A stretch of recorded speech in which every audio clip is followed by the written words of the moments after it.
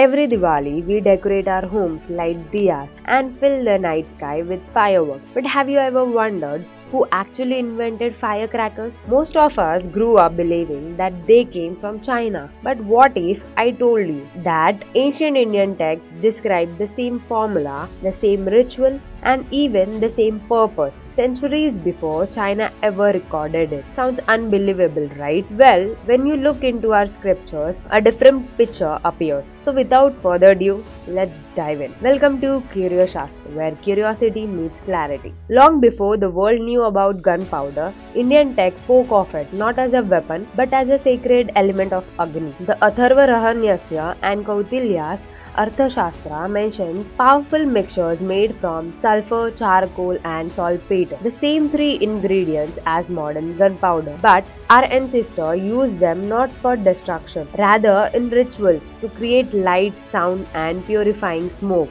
And there was purpose behind it. After monsoon, these fumes helped drive away insects and pests, naturally purifying the air and protecting new crops. Even goddess Mahalakshmi is said to be pleased when homes glow with sacred fire on Diwali night, bringing light, health, and prosperity. This wasn't just a ritual, it was recorded knowledge. In the Mahabharata, sage Vaisampayana describes smoke balls used in rituals and warfare, made from the same similar chemical mixture. That means India understood the science of controlled fire and smoke thousands of years ago, long before the rest of the world did. Now let's come back to Diwali. The Skanda Purana beautifully describes how people should hold Ulka, the fire brand, to show light to their ancestors and drive away darkness. These burning torches symbolize both guidance for souls and protection from negative forces. Even the Ananda Ramayana says that when Lord Rama returned to Ayodhya, people celebrated with light and fireworks. The verse Gaganantara Virajitan literally means crackers that burst and shine in the sky. So the Diwali we celebrate today carries echoes of ancient sacred science.